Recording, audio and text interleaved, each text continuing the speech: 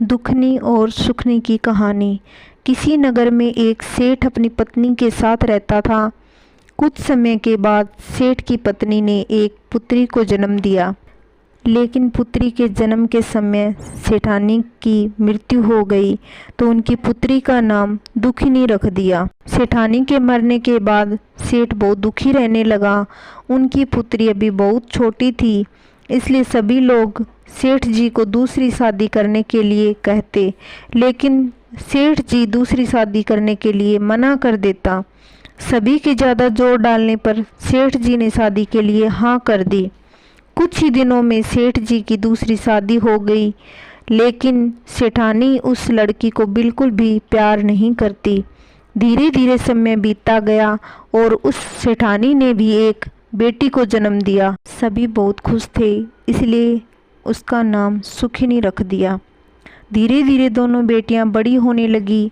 दुखनी हमेशा भगवान की पूजा पाठ और व्रत किया करती। सेठानी दुखनी को बहुत दुख देती, उसे ढंग से खाना भी नहीं देती।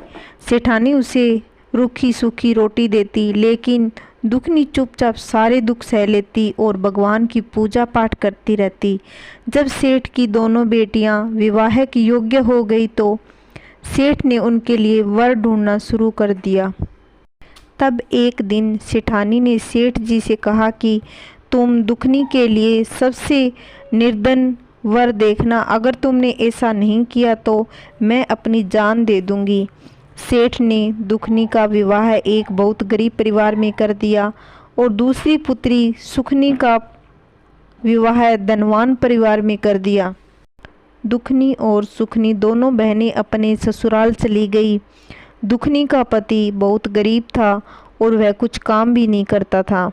दुखनी दूसरों के घरों में काम किया करती और अपना गुजर बसर करा करती, लेकिन उसने शिव की पूजा और व्रत करना नहीं छोड़ा। कुछ समय बीतने के बाद दुखनी और सुखनी दोनों के बच्चे भी हो गए। एक बार की बात है, सुखनी अपनी बहन दुखनी के घर आती है और उससे कहती है, तुम दूसरों के घरों में झाड़ू पोछा करती हो, इससे अच्छा तो तुम मेरे घर आकर झाड़ू पोछा कर दिया करो, मैं तुम्हें पैसे भी दे दिया करूँगी और बचा खुचा खाना भी दे दिया करूँगी। दुखनी हाँ कर देती है और अपनी बहन के घर काम करने जाने लगती है। उसकी बहन उसे बचा हुआ खाना दे देती। दुखनी वही खाना अपने बच्चों को लाकर खिला देती। एक बार की बात है, दीपावली का त्यौहार था।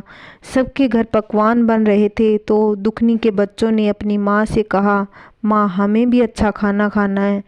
तो दुखनी बोली, बेटा मैं क्या करूँ, कहाँ से लाऊं अच्छा खाना, तुम्हारे पिता अभी कुछ काम नहीं करते। बच्चों ने कहा मौसी के घर से ले आना।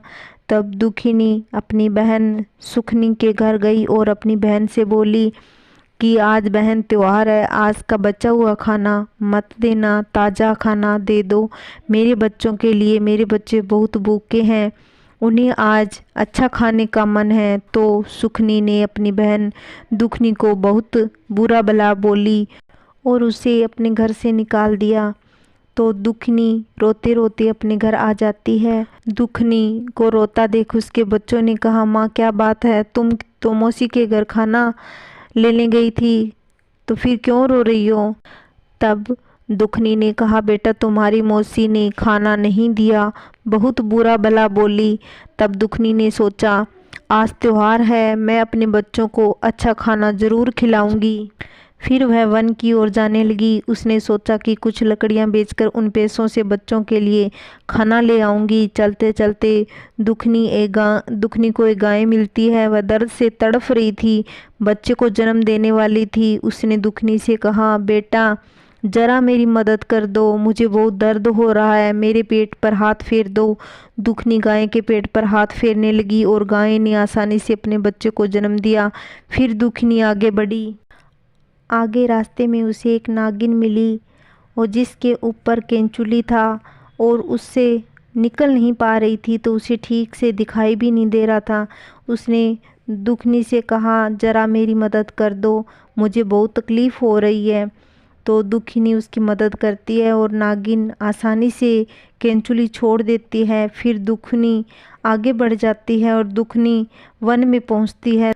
तो वन में वन माता बूढ़ी औरत का रूप बनाकर वहां बैठ जाती है और दर्द में कहराने लगती है। दुखनी को देखकर बूढ़ी माँ कहती है, बेटा जरा मेरी मदद कर दो, मेरे पैरों में बहुत दर्द हो रहा है, तुम मेरे पैर दबा दो। दुखनी कहती है, ठीक है माँ। और दुखनी वन माता के पैर दबाने लगती है। मेरे पास एक पोटली है, इसे तुम ले लो। और दुखनी पोटली ले लेती है और उसे देखती है। उस पोटली में बहुत सारा सोना चांदी था। तब बूढ़ी माँ कहती है, तुमने मेरी मदद की इसलिए यह तुम ले जाओ, और यह एक थैली भी है, इसे भी ले जाओ। दुखनी जब थैला देखती है तो उसमें अनाज भरा था। दुखनी बहुत खुश हो जाती है और बुढ़िया को धन्यवाद देकर घर की ओर जाने लगती है। तो उसे रास्ते में वह नागिन मिलती है। नागिन कहती है, तुमने मेरी मदद की इसलिए मैं तुम्हें एक मणि देती हूँ, और कहती है कि इसे तुम अपने घर में रख देना, तुम्हारे घर में कभी धन की कमी नहीं होगी। फिर उसे वहीं गाय मिलती है और कहती है, तुमने मेरी मदद करी इसलिए तुम मुझे अपने घर ले चलो। दुखनी गाय और उसके बछड़े को अपने घर ले आती है, अपने बच्चों के लिए खीर और अच्छे अच्छे पकवान बनाती है, और दुखनी के घर में किसी चीज़ की कोई कमी नहीं रहती। एक दिन सुखनी सोचती है कि दुखनी काम पर क्यों नहीं आती, चलकर देखना चाहिए। उसने घर जाकर वह देखा तो आश्चर्यचकित रह गई और दुखनी से पूछती है, तुम्हारे पास यह सब कहाँ से आया। तब दुखनी उसे सारी बात बता देती है। तब सुखनी भी गरीब औरत का रूप बनाकर वन की तरफ जाती है तो उसे एक शेरनी मिलती है। वह उस पर दहाड़ती है। सुखनी डर कर भाग जाती है और आगे बढ़ जाती है। आगे वही नागिन सुखनी को मिलती है। नागिन उसे देखकर गुस्से में फुंकार मारती है। सुखनी फिर डर जाती है और भागती है। आगे उसे वह बुढ़िया मिलती है और वह कहती है, मेरी इजाज़त के बिना यहाँ कैसे आई, और सुखनी को डंडे से मारने लगती है।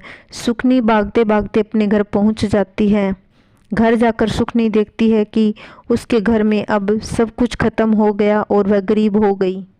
फिर वह अपनी बहन दुखनी के घर जाती है और उसे भला बुरा कहने लगती है कि तुम्हारी वजह से मेरा सब कुछ खत्म हो गया, नष्ट हो गया, तुमने यह क्यों किया। तब भगवान शिव प्रकट होते हैं और कहते हैं, इसमें दुखनी का कोई दोष नहीं, तुम बहुत घमंडी थी और धनवान होते हुए भी एक गरीब का रूप धर वन में गई, इसलिए वही वन सती माता ने तुम्हारा सब कुछ नष्ट कर दिया। तुमने धन का लालच किया जिसकी वजह से यह सब कहकर भगवान शिव चले गए और सुखनी को भी किए पे पछतावा हुआ।